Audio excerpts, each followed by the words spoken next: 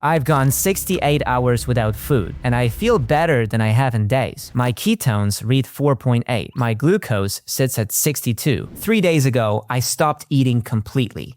On purpose, to find out what happens past the point where most people give up. Everyone warned me day 3 would be the worst. It turned out to be the opposite. Something flips around hour 50, and the back half looks nothing like the front half. That's where the interesting physiology lives, between hour 48 and 72. Deep autophagy ramps up, and immune signaling shifts right along with it. IGF-1 begins to drop around the same time. Stop at day 1, and you leave the best part on the table. Here's the science behind each phase, and an honest account of what the side effects actually felt like. I'm Arthur, and I'm not a doctor. I'm just someone who spent months reading the research and ran the experiment on myself. Everything here is what happened to me and what the evidence suggested would happen. If you're on medication or you've got a metabolic or GI condition, talk to your doctor before you try this. Same goes if you've ever had a disordered eating pattern. Say your last meal was a normal dinner around 7 in the evening and the clock starts there. For the first 12 hours, your body is doing nothing special. It is just digesting and burning through the glucose from that meal, the way it does every single night while you sleep. This is the phase that feels the worst relative to how little is actually happening. Around hour 12 to 14, the classic fasting headache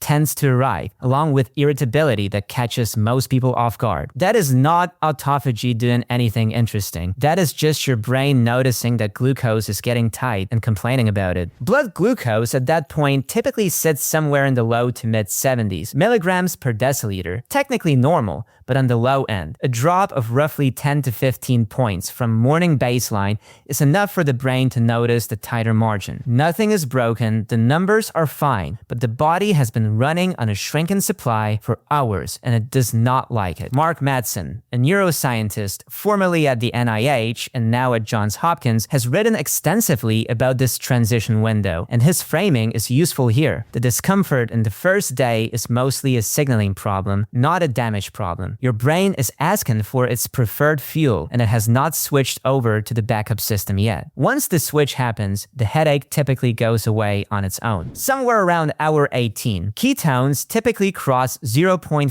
millimoles, which is the textbook threshold for nutritional ketosis. By hour 30, the reading is often around 1.8, and by hour 48, it climbs close to 3. That climb is the actual story of day 2. Once glycogen is gone, your liver starts converting fatty acids into ketone bodies, mainly beta-hydroxybutyrate. Your brain can run on those for a meaningful share of its energy needs, with the rest still coming from glucose your liver produces internally. That's the mechanism behind the mental clarity people talk about, although you don't really feel it yet on day 2 because the transition itself is rough. Day 2 is where most people quit. The body feels cold even in a warm room. Sleep on night 2 is typically disrupted, and around hour 36, muscle cramps, usually in the calves, are a common wake-up call. That cramp moment is important, so it is worth slowing down on. Those numbers came from a practitioner I talked to before I started, not something I pulled off a forum. Your baseline electrolyte levels, kidney function, and blood pressure history all change what's appropriate for you. Don't just copy the numbers. If you're not replacing them, you cramp, you get dizzy when you stand up, and your heart rate can feel weird. I was using about 3 grams of sodium, a gram of potassium, and 300 milligrams of magnesium per day, spread across the full window. After I took the electrolytes on night 2, the cramps stopped within an hour. This is also when autophagy is supposed to start ramping up, and I want to be precise about what that means. Autophagy is the cellular cleanup process that Yoshinori Ohsumi won the Nobel Prize for in 2016. Your cells identify damaged proteins and worn-out organelles, package them up, and recycle the components. It happens at a low baseline level all the time, but extended fasting appears to crank it up, especially in animal models. Here's the honest caveat. Most of the autophagy timing data, the famous it kicks in at hour 18 or peaks at 48 numbers you've seen on Instagram, those come from mouse studies. Mice have a much faster metabolism than we do, so their timelines don't map cleanly onto ours. The human evidence is thinner, and the truthful version is that autophagy is almost certainly elevated by day 2 of a fast in humans, but we don't know the exact curve. Anyone giving you a precise precise hour is overselling the data. What the experiential reports consistently show is that by hour 48, hunger stops feeling urgent. The waves on day 1 feel constant and demanding. By the end of day 2, they come in shorter pulses and pass within 10 to 15 minutes if you weigh them out. That pattern is one of the more surprising things about pushing past 24 hours. Day 3 is when the fast stops feeling like punishment and starts feeling like something is actually happening. Most accounts of extended fasting describe a similar shift. Sleep on night 2 is rough, but day 3 brings a mental sharpness that feels noticeably different from normal. Now we get to the most exciting claim, and also the one I'm going to be most careful about. Walter Longo's lab at USC has published research suggesting that prolonged fasting can trigger a form of immune system regeneration, where old or damaged white blood cells are cleared and hematopoietic stem cells start producing new ones during refeeding. That work is genuinely interesting, and Longo is a serious researcher. But the strongest data is in mice. The human trials are small, and most of the human work has been done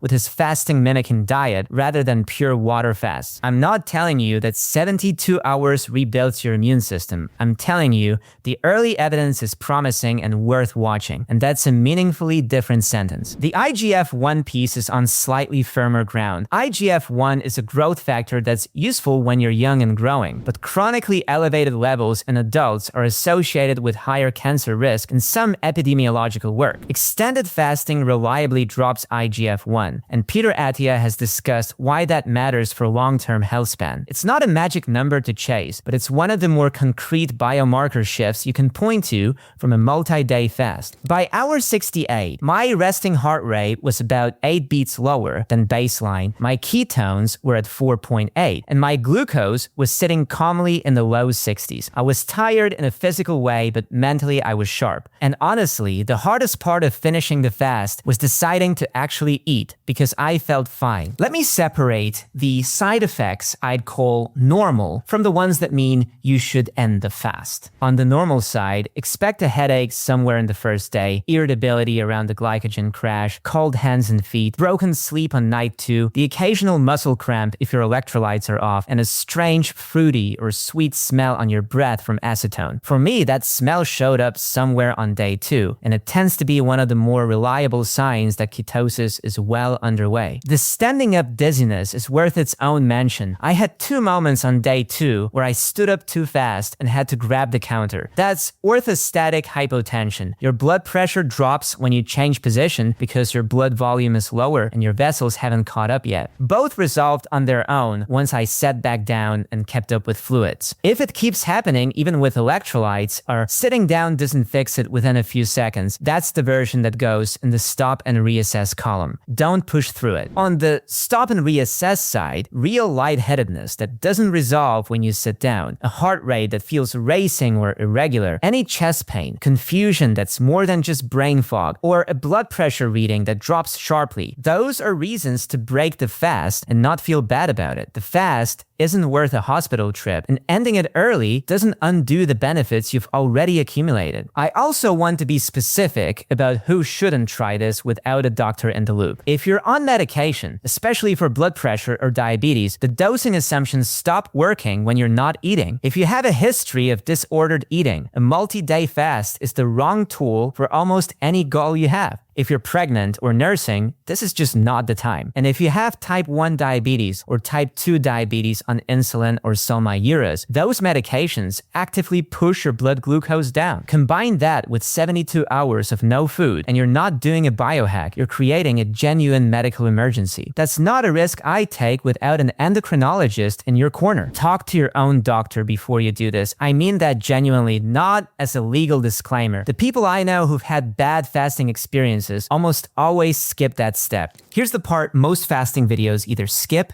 or get wrong. How you break a 72-hour fast matters at least as much as the fast itself, and a bad refeed can undo a lot of the benefit or actually hurt you. The medical term to know is refeeding syndrome. After a prolonged fast, your insulin is low, your cells are depleted of phosphate, potassium, and magnesium, and a sudden flood of carbohydrates causes insulin to spike and pull those electrolytes into the cells very quickly. In severe cases, that can cause heart rhythm problems and is genuinely dangerous. 3 days is on the lower end of the risk window, but it's not zero, and the fix is simple if you respect the sequence. My first meal was about a cup of warm bone broth with a pinch of salt, and I sipped it slowly over 20 minutes. Bone broth is mostly water, electrolytes, and a small amount of protein and fat, and it's gentle on a gut that hasn't seen food in 3 days. That's not just a figure of speech. After a multi-day fast, the plausible mechanism is that gut motility slows down and digestive enzyme output drops because the system has had nothing to process. That's why a small, warm, easy first meal